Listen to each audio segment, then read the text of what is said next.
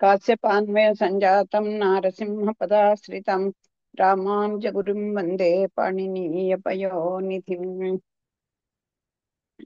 భాగవత్ సద్గోష్ఠికి సవిరంగా ఆహ్వానం పలుకుతూ సదరు దాసం చెప్పించుకుంటూ ఈరోజు రామాను చెప్పిన పని ప్రారంభం చేసుకుందాం.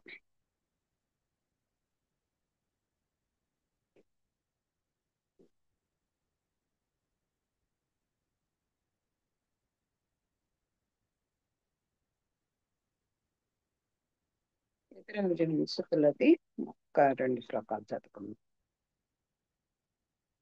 5-6 శ్లోకాలు చదువుకుని అప్పుడు చదువు. అష్టాక్షరాఖ్యమనురాజ పదత్రయార్థ నిష్ఠా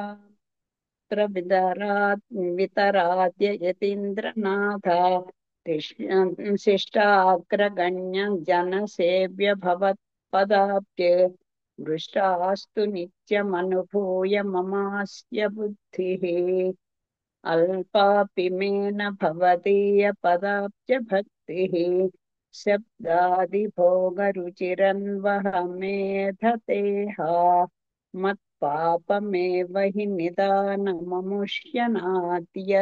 నాన్యత్ తద్వారయార్య యతిరాజ తదైక సింధో దయైక సింధో. రామానుజుల మీద శ్రీరంగంలో వారు నిర్వహిస్తున్నటువంటి సంస్కరణలకి అసూయ పరులందరూ కూడా వారికి ఎలా అయినా ఇన్ని తప్పించుకోవాలని విష ప్రయోగం చేయటం, ఆ అర్చకులు తన భార్య ద్వారా ఆ విషాన్నం పెట్టించడం, అక్కడ కూడా వారు బతికి రావటం ఇవన్నీ కూడా అయ్యాయి.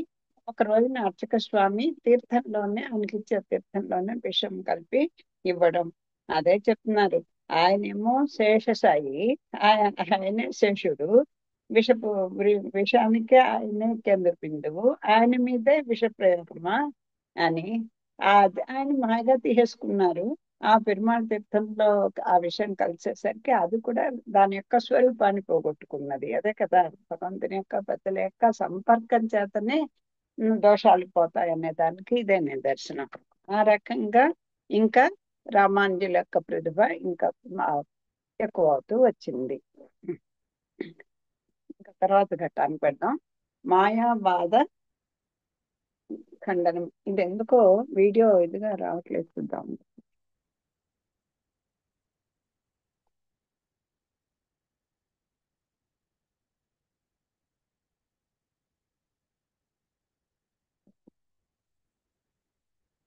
మాయావాద ఖండనము.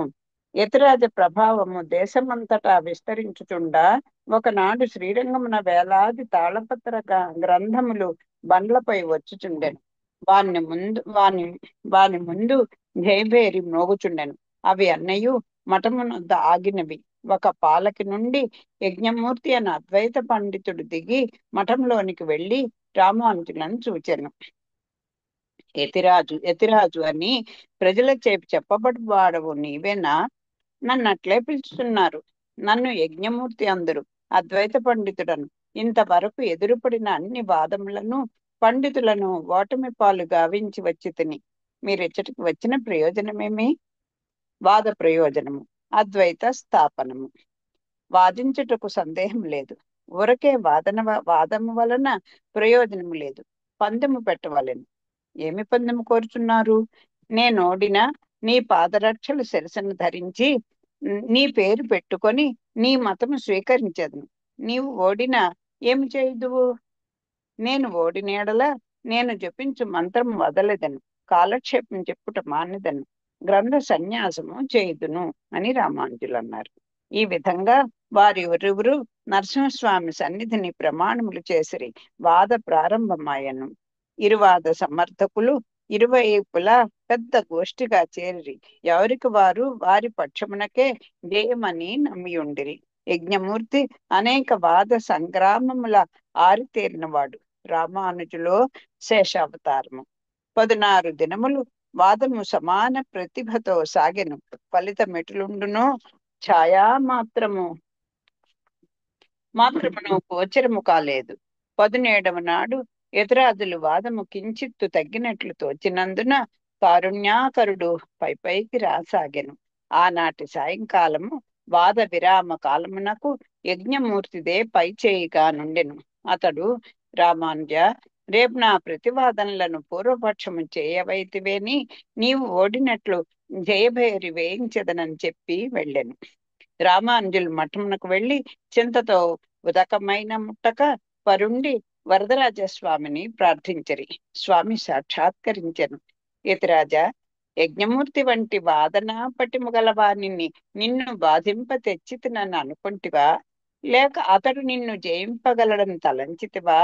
ఎందరెందరో వచ్చి నీతో వాదించి నీకు శ్రమ కలిగింపరాదనియు, వారందరినీ మించిన వారు సింహము వంటి వాడు నీకు శిష్యుడు కావాలనని వారిని పిలుచుకొని వచ్చి తిని ముందు వాని వాదమును పూర్వపక్షము చేయవలను కదా. దానికి సందేహం లేదు. నీవు మంచి వాదనా పటిమ గల శిష్యుని కలిగి ఉండినా ప్రతి వారితో నీవు తలపడనక్కర్లేదు. నీ వాక్కు బుద్ధిమంతులకు వినిపించుచుండగా వాదనార్థము వచ్చు వారిని వాడే చూచుకొన్నని వారిని తెచ్చి తిని. రేపు వాడు ఓడి దాన్ని అంగీకరించును. దానికి గల అవకాశమేది? యామునులు మాయావాద ఖండనము అను ఒక గ్రంథమును వ్రాసి ఉంటిరి. వాద కోలాహలమున నీవు దాన్ని సంప్రదించి ఉండలేదు. లెమ్ము, దాన్ని పరిశీలింపుము, సరిపోవును. అందరి యుక్తులు అప్రతిహతమైనవి. రామానుజుల ఆ గ్రంథమును పరిశీలించి, ఆహా, యామునులు ఈ చిన్న గ్రంథమున ఎన్నెన్ని వ్రాసిరి, ఇంకను వారి ఇతర గ్రంథములందు ఎన్నెన్ని వ్రాసిరో అని తలచిరి. మర్నాడు మరల వాదమునకు చేరిరి. వాద ప్రారంభమునందే ఎదురాదుల పోకడను గ్రహించి, యజ్ఞమూర్తి, నా చివరి అస్త్రము విఫలమైనది చెప్పనేలా. భగవంతుడు ఇతనికి ప్రసన్నుడైనాడు, గ్రహించి తిని. నలుగురు ముందు ఓటమి పాలగుట ఎందుకు అని తలచి, యతిరాజా, భగవద్ అనుగ్రహము నీకు కలిగినదని గ్రహించి తిని నీకు శిష్యుడు నగుతున్నాను. నీవు మనుష్య మాత్రుడవు కావు, ఈశ్వరాంశ నీ యందు ఉన్నది అని లేచి ప్రదర్శన నమస్కారములు చేసి యతురాదుల పాదములు తలదాల్చి శిష్యుడాయను. వారి పాదరక్షణ తనంత తానుగా గ్రహించెను. శిష్యుడనైతిననినా చాలదు, వాదము చేయవలేను. స్వామి, మీకు శిష్యుడనైతిని, మీ మతమునకే వచ్చి తిని, మీ పాదరక్షలను గ్రహించి తిని. మా మతమునకు వచ్చిన అతడు ఎట్లుండవలెనో అట్లుండవలను కదా. అంత యజ్ఞమూర్తి తన ఏకదండమును వదిలి త్రిదండ సన్యాసి అయి పంచ సంస్కారములను పొందెను. యజ్ఞమూర్తి పరాజయము స్వామి రామానుజులు ఇరువురి వలన జరిగినందున విరువురి పేర్లు ధరించవలసి ఉండెను. కనుక యతిరాజులతనికి దేవరాటు దేవమన్నారు, పెరుళాళ పెరుమాళ్ ఎంబెరుమన్నార్ అని పేర్లు పెట్టిరి. ఇది పెద్ద పేరైనందున దేవరాజన్ అని వ్యవహరించుచుండిరి. రామానుజులు శిష్యుల పిలిచి, ఇతడు ఓడి ఉన్నందున మీతో సరి అని అనుకొనుకుడు. నా స్థానమును ఉండదగిన వాడని తలచి మీరు నా ఎందెంత భక్తి చూపుదురో, నాకెట్లు శుశ్రూష చేదురో వారికి నీ అట్లే చేయుడు అని చెప్పిరి. అది అంటే దీంట్లో చూడండి, రామానుజుల యొక్క సంస్కారానికి ఇది ఒక నిదర్శనం.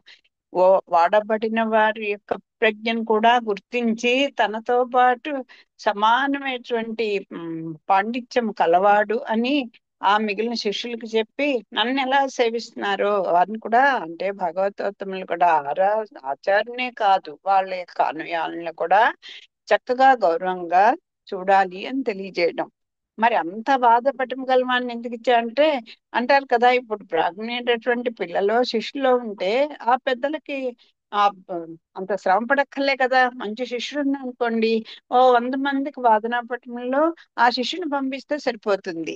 అది అందుచేత నీ కోసం ఇలాంటి శిష్యుడు నీకు భక్తుడు అవ్వాలని నేను చేశానయ్యా, నీకు శిష్యుడు అవ్వాలని, ఇలాంటి వాదనా పటం గలటువంటి బహుముఖ ప్రజ్ఞాశాలి నీకు శిష్యుడు అవ్వాలని తలచేలా చేశాను రామానుజాన్ని వరదుడు చెప్పడం తెలుసుకున్నాం.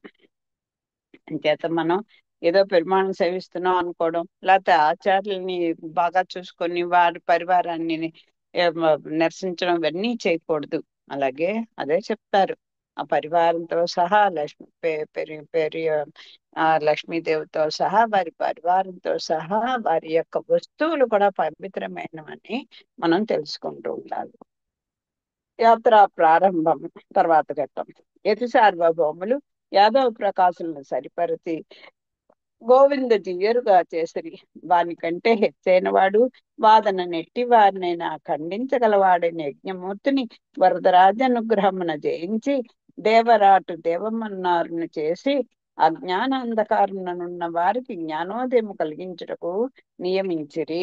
ఇప్పటికి ముగ్గురిని నా సంస్కరించారు. చాలా మంది వీళ్ళ యొక్క గురువులు కూడా వాళ్ళ పుత్రులు కూడా రామానుజులకు శిష్యులు అయ్యేట్టుగా చేశారు.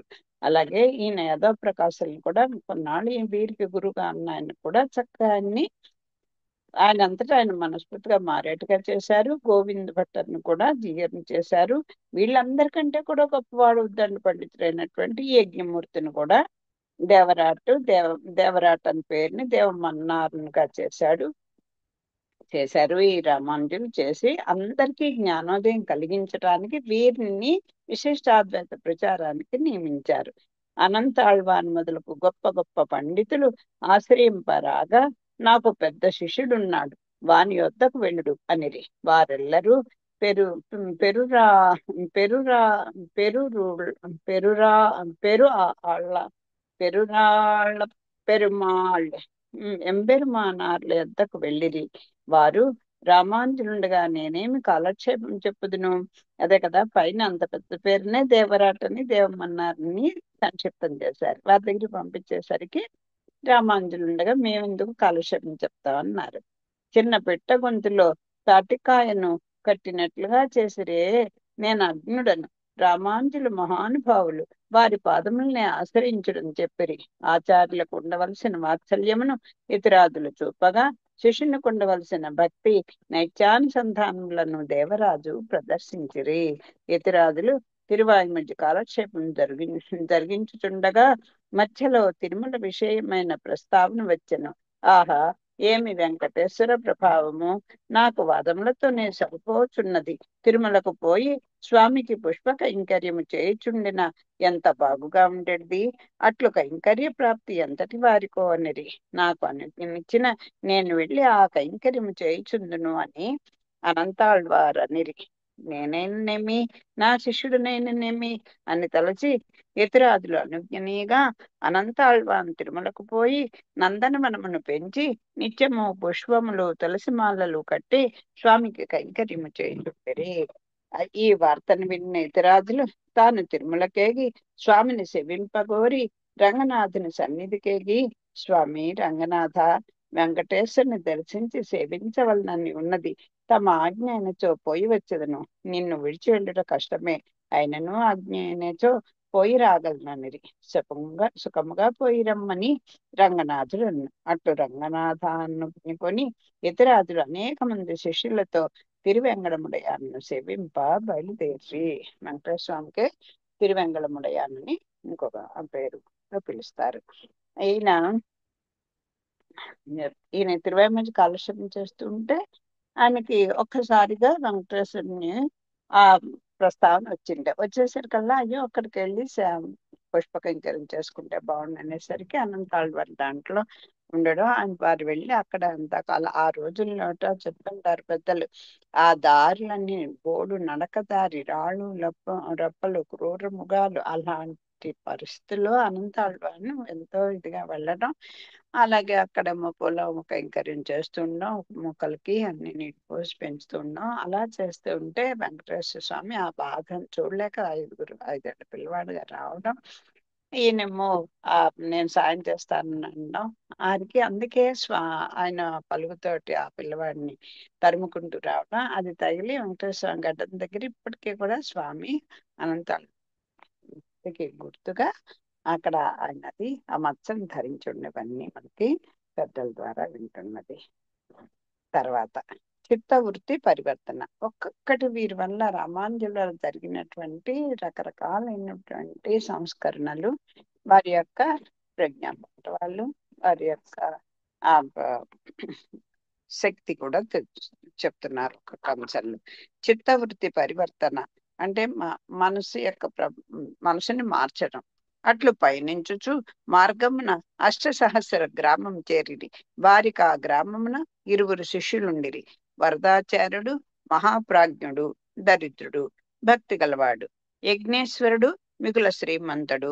ధనము కన్నా భక్తి ముఖ్యము అని ప్రజలు తెలుసుకొని వాళ్ళని తలసి యతిరాజులు వరదాచార్యుని ఇంటికే పోయిరి. అప్పుడు వరదాచార్యుడు ఇంట లేడు. అతడు ఉంచవృత్తి జీవనుడు. ఆ పని మీదనే వెళ్ళి ఉండెను. యతిరాజులు వారి వాకిట నిలిచి, అమ్మా, ఇంటనెవరు, వరదాచార్యుడు ఎక్కడా అని అడిగిరి. వరదాచార్యుని ఇల్లాలు లక్ష్మి అను ఆమె 3 గజముల వస్త్రము అర్ధవస్త్రము ధరించి ఉండెను. చీరలోని మిగతా భాగము వరదాచార్యుడు కట్టుకొని బయటికి వెళ్ళాను. ఆమె రామానుజులు రాకనెరిగి వారిని సేవింపగోరియు వీలు కాకపోవచ్చే సంజ్ఞార్థము చేతులు తట్టెను.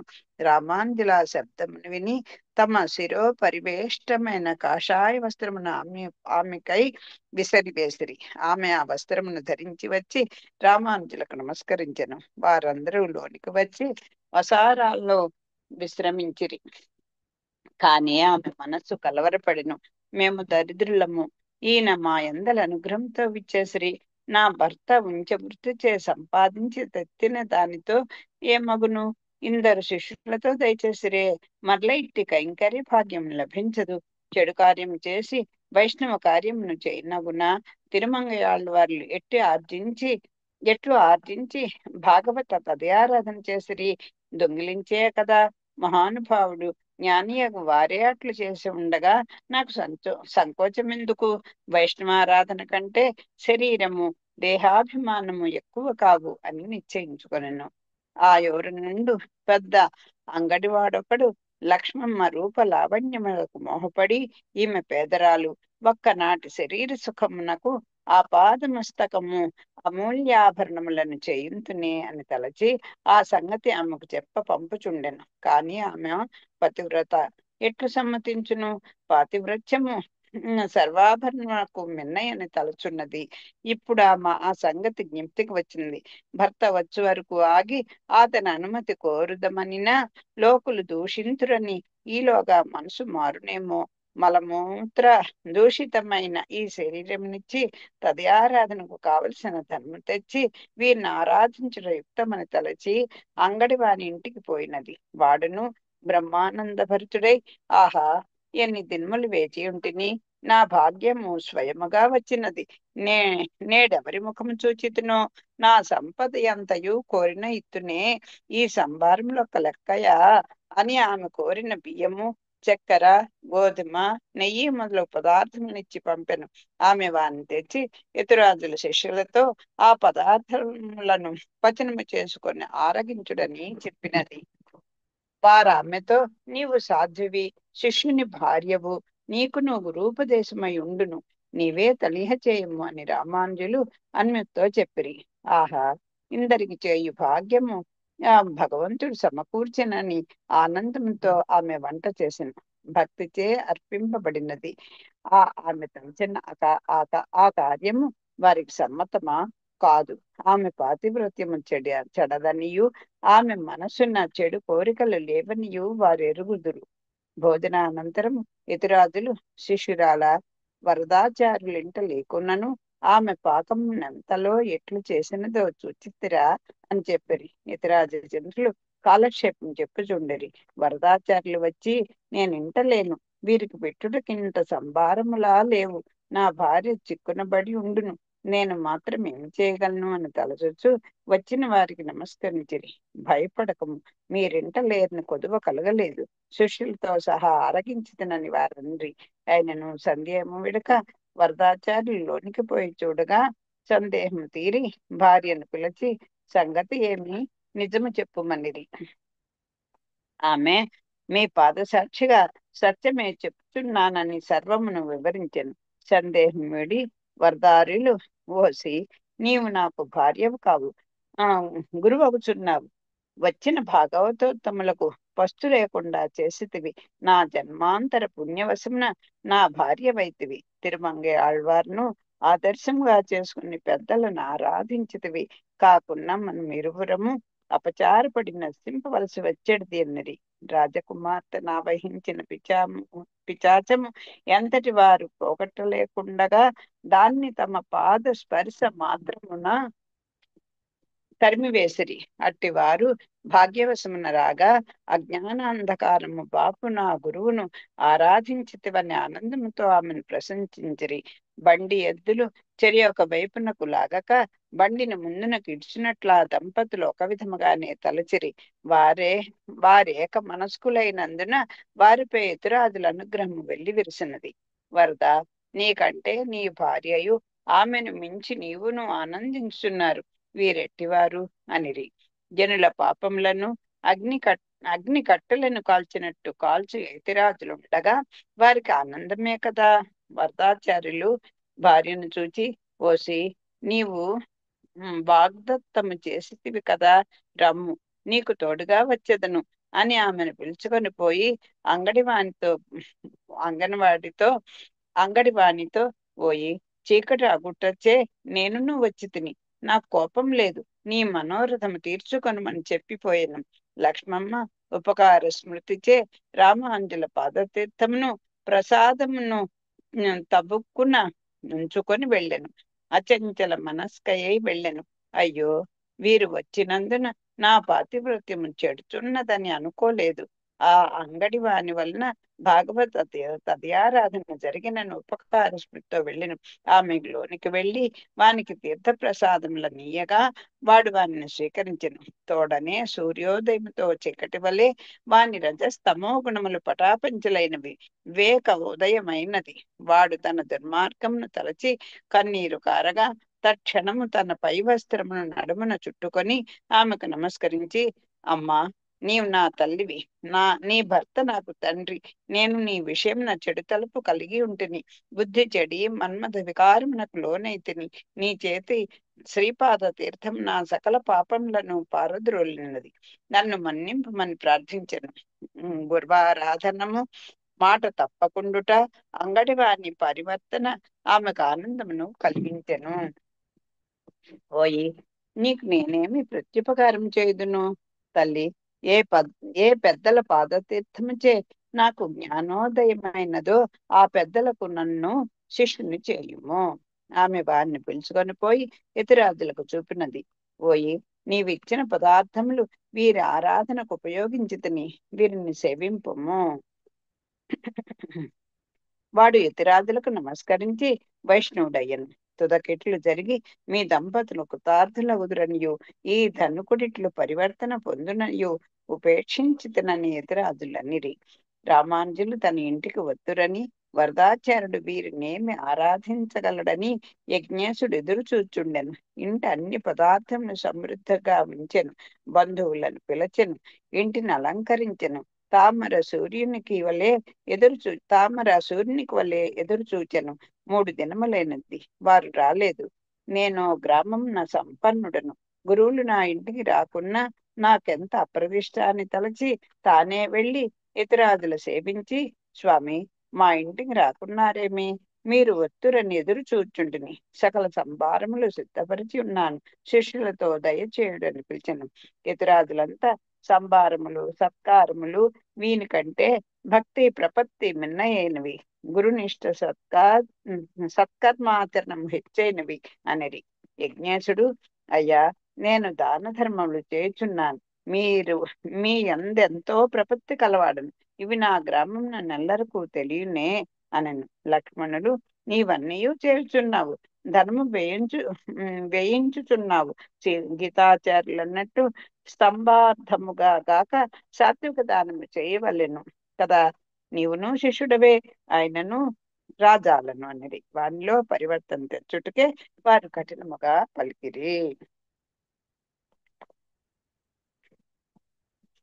ఇప్పుడు చూడండి, దీంట్లో మనకు తెలుసుకోవాల్సిందంటే గీతలో చెప్పినట్టుగా పుష్పం, ఫలం, తోయం ఏది సమర్పించినా సరే భక్తిగా సమర్పిస్తే నేను స్వీకరిస్తాను అని స్వామి చెప్పాడు కదా. అలాగా మన మనసు ఎప్పుడు కూడా ఏది చేసినా కూడా, అంటే సామాన్య ధర్మాన్ని విశేషమైన ధర్మం కోసం వదులుకోవచ్చు అనేది ఇక్కడ ఇది. ఆ తిరుమంగయ్య వారిలాగే నేను కూడా నా ఈ శరీరం ఏంటి మలమూత్రాలతో కూడిన ఈ శరీరము ఆ పణంగా పెడితే ఏమైంది, అంతటి స్వామి భాగవతోత్తములకి ఆచార్యులకి ఆ ప్రతియారాధన అంత గొప్పది చేస్తే చాలు అనుకుంది ఆవిడ. ఆ భర్త కూడా అలాంటి వాడే అవడం చేత ఆ ఆ మాట తప్పకుండా మళ్ళీ తన భార్యని తీసుకెళ్లి ఇవ్వడం. అంటే పెద్దల యొక్క పాదతీర్థం యొక్క విశేషం చూడండి. మనం ఇంట్లో ఆరాధన చేసుకుంటున్నా కూడా కనీసం తీర్థానికి కూడా వెళ్ళం. నిత్యారాధన అందరి ఇళ్లలో ఇంచుమించుగా ఉంటుంది. ఉన్నా సరే ఆ తీర్థ ప్రసాదాల వేళకు కూడా మనం వెళ్ళం. అందరి దురదృష్టవంతులం మనం. చూడండి, ఆ పాదతీర్థం ఆచార్య యొక్క పాదతీర్థంతో వారికి అంగడివాడు మనసు మార్చుకొని స్వామికి శిష్యుడయ్యారు. ఇక్కడ కూడా చూడండి, ఇద్దరు కదా ఇక్కడ ఈ గ్రామంలో. ఎవరు? ఆ అదే యజ్ఞేశుడు, తర్వాత ఇంకోటి ఎవరు, మొదట ఈయన పేరు వరదాచార్యుడు, అదేంటి యజ్ఞేశుడు. ఈ యజ్ఞేశుడి ఇంటికి వెళ్ళలేదు. అంటే ఇక్కడ దుర్యోధనుడు, అలాగే ఈ కృష్ణ పరమాత్మ కూడా మరి ఆ ప- ఆ ఎవరు, ఆ, ఆ, దుర్యోధనుడి ఇంటికి వెళ్ళకుండా మర్చిపోయారు పేరు, భక్తుడి ఇంటికే వెళ్ళారు కదా. అలాగా స్వామి కూడా, ఈ ఆచార్యులు కూడా, వాళ్ళ కటాక్షం కూడా పెరుమాళ్ళ కంటే గొప్పదైనటువంటి ఇదని స్వామి తెలియజేశారు. భగవంతుడు కూడా భక్తికే లొంగుతాడు, ఇంకా దేనికి దానికి కూడా లొంగడు. నేను ఎంత భక్తి గలవాడిని అనుకున్నా అంటే రాడు. ఇక్కడ యజ్ఞేశ్వరి యొక్క పొరపాటు ఏంటంటే, నేను ఎన్నో దానాలు చేస్తున్నాను, ఓ బ్రహ్మాండంగా అలంకారం చేశాడు, అన్ని చేస్తాడు, తన ఇంటికి వస్తాడు స్వామి అనుకున్నారు. అయినా కూడా రాలేదు. భక్తి ప్రపత్తే గొప్పదయ్యా అని ఆయనలో పరివర్తన తీసుకురావడానికే రామానుజులు ప్రయత్నం చేశారు. విరుదుడి ఇంటికి వెళ్ళడం స్వామి, ఆయనేమో ఆ భక్తిగా ఆ అరటిపండిని కింద పడేసి తొక్కల్ని ఇవ్వడం, ఇవన్నీ కూడా మనకి భారతంలో వింటూనే ఉన్నాం. తర్వాత తిరుమలకి వెళ్ళారు రామానుజులు రంగనాథుని ఆజ్ఞ తీసుకొని. అక్కడ ఏమవుతుందో చూద్దాం. తిరుమల నివాసము పయనమైపోయి మధ్య మధ్య దివ్య క్షేత్రములు దర్శించుచు రామానుజులు శిష్యులతో తిరుమల చేరవచ్చిరి. ఆ ప్రాంత ప్రభువగు విఠలదేవరాయలు ఇతరాజ ప్రభావమును విని ఎదురు వచ్చి శరణాగతి చేయగా వారిని శిష్యునిగా చేసుకొని తిరుమలకు పోయి కపిల తీర్థమున స్నానము చేసి కొండ దిగువనే నిలిచిరి. ఇంక పైకి ఈ కొండను తొక్కియే కదా పోవలసినది, ఇదియో భగవత్ స్వరూపము, కావున ఇచ్చట నుండియే నమస్కరించదనగా అనంతాళ్వాన్ వారి వద్దకు వచ్చి, మీరే ఈ కొండ తొక్కని ఎడల మీ శిష్యులమైన మేము మాత్రము తొక్కుదుమా? మేమును కొండనెక్కము. మనమే కాదు, ప్రజానీకమును అట్లే తలంచును. స్వామికి ఆరాధనయే నిల్చునన్రి. ఇతరాదులు బాగుగా యోచించి, ఇది పరమ ధర్మ పరులే కాక కైంకర్య పరుల అభిప్రాయమును, కావున దీన్ని శాసనముగానే పరిగణింపవలనని తలచి స్వామిని ధ్యానించి మొదటి మెట్టున కాలుంచిరి. చూడండి, ఎంతటి మనకి నేర్పడానికే రామానుజులంతటి వాళ్ళు. ఇది కైంకర్య పరులకు కూడా ఎంత, మనకి కైంకర్య పరులు అంటే వేరే అర్థంగా తీసుకోకండి, ఎక్కడ దొరికింది అక్కడ సొంతం చేసుకోవడం కాదు. స్వామికి ఉపచారం చేసేటువంటి అందరూ కూడా వాళ్ళ మాటను కూడా మనం పరిగణలోకి తీసుకోవాలి అని అనుకొని రామానుజులు మెట్టెక్కారట. వీరి రాక నెరిగిన తిరుమల నంబి మర్యాదార్థము తీర్థ ప్రసాదములతో రామానుజులకు ఎదురేగిరి. స్వామి, నన్ను గౌరవింప మీరు వచ్చుటయా? ప్రసాదం ఎవరైనా పిన్నవారిచే పంపవచ్చును, ఇది ఉత్తమముగా లేదు. ఎవరైనా దొరకలేదు. నాలుగో వీధుల్లోనూ నాకంటే హీనుడు, అధముడు, సర్వ విధముల పిన్న లభించలేడు. అది ఆకించన్యము, అనన్యగతిత్వము. అంటే నేను నాకు రక్షకుడిని కాదు, నేను ఎవరికన్నా కూడా గొప్పవాడిని కాదు, నేను ఎందుకు వేస్ట్ ఫెలోని అనుకుంటారు కదా, అలా అనుకోగలగాలి.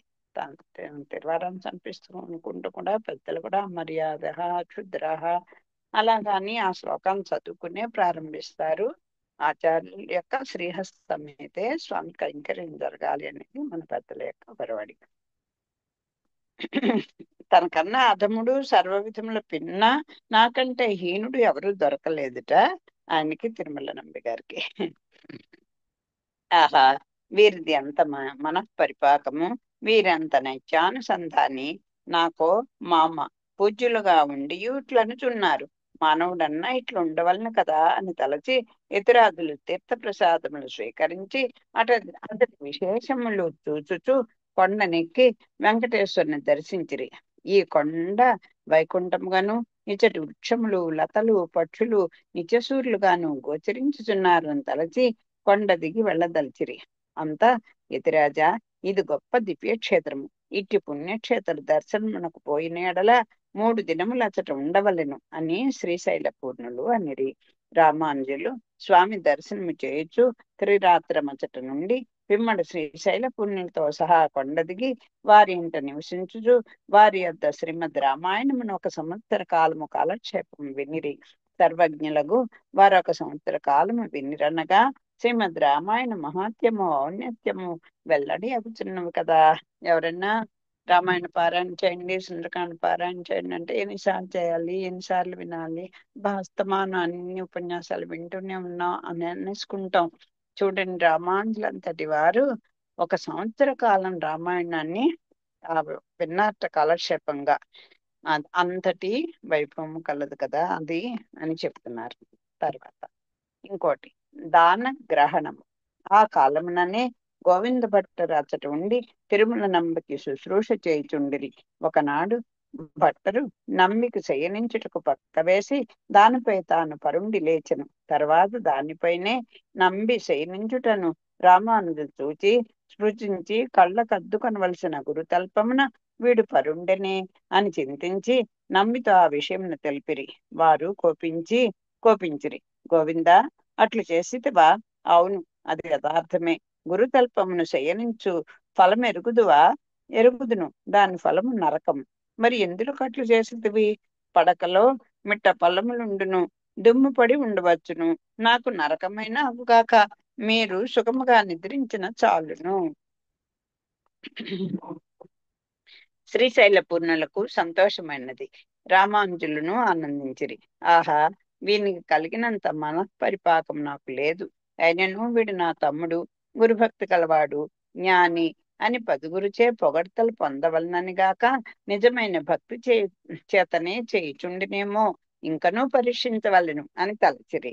గోవింద భట్టరు స్నానమునకు వెళ్ళు దారిలో ఒక సర్పము పడి ఉండెను. అది ఆహారార్థము పొదలోనికి వెళ్లి నోరు తెరవగా నాలుకపై ఒక ముళ్ళు గుచ్చుకొని అది నాలుకను లోనికి ముడుచుకొనలేక శ్రమపడుచుండుట భట్టరు చూచి దాని నాలుకపై గుర్చుకొని ఉండిన కంటకమును తొలగించి రక్తము తుడిచి దాన్ని పుట్ట యొద్ద విడిచెను. దాన్ని ఇతరాలు చూచి వెళ్లి గోవింద భట్టరు తిరిగి వచ్చిన తర్వాత, గోవింద, ఇంతసేపే ఏమి చేసితివి అని అడిగిరి. భట్టరు జరిగినది చెప్పగా ఇతరాదులు పరమ దుష్ట ప్రాణి పరితాపమును చూడజాలకపోయనే. ఓహో, వీని మన పరిపాకము అని తలచిరి. రామాయణ కాలక్షేపము పూర్తి అయినది. రామానుజులు ఇంత ఏకాగ్రతతో విన్నందున శ్రీశైల పూర్ణుడు తృప్తిపడిరి. యతిరాజా, రామాయణం వింటివి, స్వామిని సేవించితివి, నాకు మిగుల సంతోషమైను. నీకేమి కావాలనో కోరుము, ఇచ్చేదననిరి. లక్ష్మణులు వచ్చేదనండి. లక్ష్మణులు గోవింద భట్టరు ఆచార్య భక్తి చూచి ఉండినందున లక్ష్మణులు గోవింద భట్టరు ఆచార్య భక్తి చూచి ఉండినందున తమతో కొనిపోదల్చి వాస్తవముగా నేను అడిగినది మీకు ఇయ్యవలనని ఉండిన గోవింద భట్టరును ఈయుడనిరి. నమ్మయు గోవింద భట్టరును కృతార్జన చేయుటకు ఈయన పిలుచుచున్నాడని తలచి భట్టరచ్చట బహుదినములుగా ఉన్నందున మరల తిరిగి రాగలరని సంశయపడి వారిని ఉదకధారాపూర్వకముగా యతిరాజులకు అర్పించిరి. అంతేకాక తమ 2 పుత్రులు రామానుజులు మహాజ్ఞాత అయినందున వారి వలన తరింతురని తలచి యతిరాజుల వెంట పంపిరి.